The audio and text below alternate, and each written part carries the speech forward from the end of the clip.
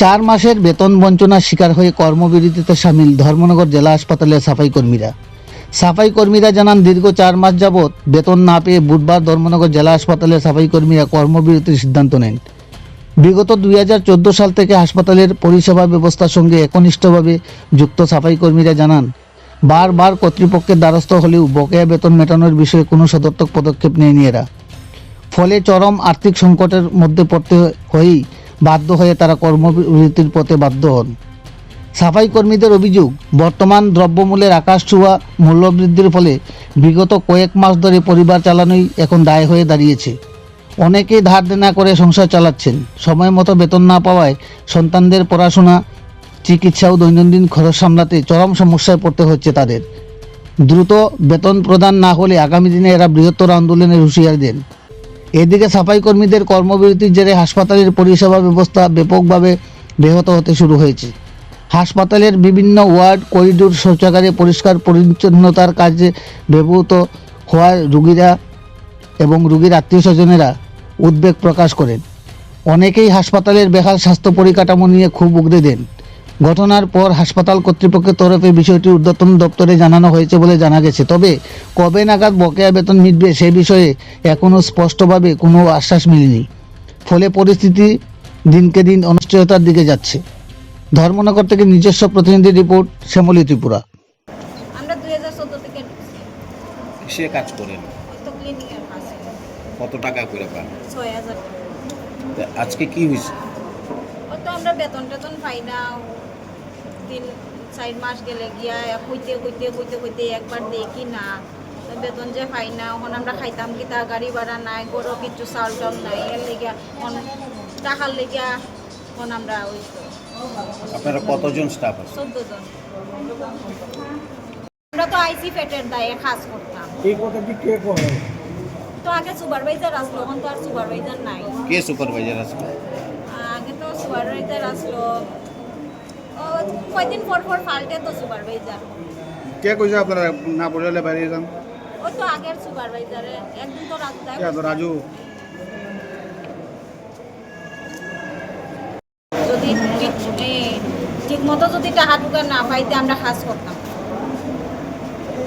আজকে কে কাজ করছেন? আজকে কাজ করছি না, স্ট্রাইক মানে আজকে থেকে স্ট্রাইক করছেন? টাকা না পেলে আপনারা কাজ করতেন না? না। এমএস স্যার কি বিষয়টা জানে? জানোই জানে, কিছু বলেছে আপনাদেরকে? কইছে আগরতলা একটা দিতাম।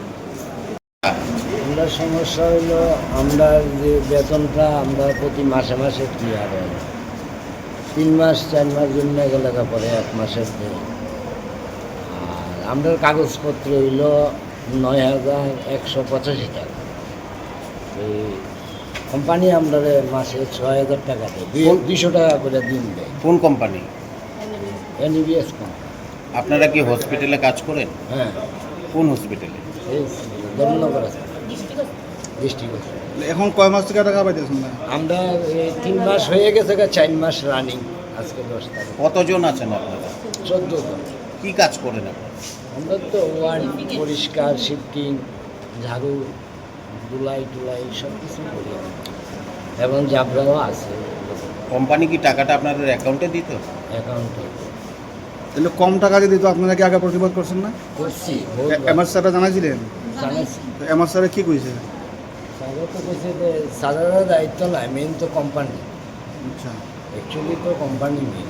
আমরা তো স্যারের কাছে বারবার, স্যারে খুব সাহায্য করে আমাদের যে তোমরার ব্যাপারে আমি মাত্র নিয়েছি, স্যারে বহুত সাহায্য করে, কিন্তু কোম্পানি মেইন আর কি। আপনার নাম? আমার নাম ইন্দ্রজিৎ চৌধুরী। কতদিন ধরে কাজ করতেছেন? আমি প্রায় 2 বছর হয়ে গেছে। স্ট্রাইক বললে একটা স্ট্রাইক করছে আর কি, যে যাতে এত তো গিয়ে সেটা যারা পেশেন্ট পার্টি আছে তাদের বিভিন্ন সাফার করতে হইতেছে, বাথরুমরা এইসব। এই ব্যাপারে কি আপনার কি নলেজে কিছু আছে?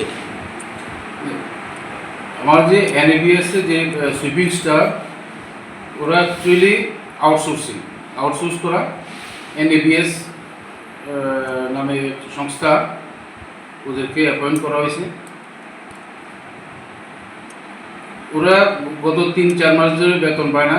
আমার কাছে এসেছিল সকালে, আমি বলে দিয়েছি আমি যারা করার দরকার আমার তরফ থেকে আমি সব করেছি এবং করব। ওদেরকে বুঝিয়ে দিয়েছি কি তাদের কী করা দরকার। আমার কাছে স্ট্রাইক বা ওই ধরনের কোনো ইনফরমেশান আমার কাছে নেই। আমি যতটুকু খবর পেয়েছি ওরা কাজ করছে এবং ওদেরকে আমি বলে দিয়েছি যে যতটুকু সম্ভব আমাদের তরফ থেকে যতটুকু সম্ভব সাহায্য করা আমি ওদেরকে সাহায্য করব। কারণ ওরা কাজ করছে কেন বেতন পাচ্ছে না, গভর্নমেন্টের সঙ্গে আমার এগুলি জানানো হচ্ছে টাইম টু টাইম। আমাদের নতুন এজেন্সি নিয়োগের জন্য প্রক্রিয়া চলছে। আরেকটা জিনিস স্যার শোনা গেছে যে ক্লিনিং স্টাফদেরকে নাকি কোনো সাফাই করার জিনিস দেওয়া হয় না কোম্পানির তরফ থেকে। এটা আপনার উদ্যোগে আপনার থেকে দেওয়া হইতে আছে এটা, কারণ এটা তো নিয়মে কোম্পানি দিত, যে কোম্পানি। দেখুন এ ব্যাপারে অ্যাজ পার যে ওদের সঙ্গে টার্মস এন্ড কন্ডিশন ছিল সে অনুযায়ী দেওয়ার কথা। ওরা যে পরিমাণ দেয় তার কিছু হয় না, মানে যতটুকু দরকার সেই পরিমাণ ওরা সাপ্লাই করে না। যেহেতু এটা হসপিটাল, যেহেতু এটা মানুষের পরিষেবার ব্যাপার, পরিষ্কার পরিচ্ছন্নতা রাখতে হবে। তার জন্য আমরা আমাদের যে হসপিটালের অন্য যারা স্টাফ যারা আমাদের NABS ছাড়াও তো SC আছে, RKS থেকে নিয়োগ করা আছে, তাদের জন্য কিনতে হয়, ওখান থেকে আমরা সাপ্লাই করি। এটা নিয়ে আমরা কথা বলেছি, কর্তৃপক্ষের সঙ্গে কথা বলেছি।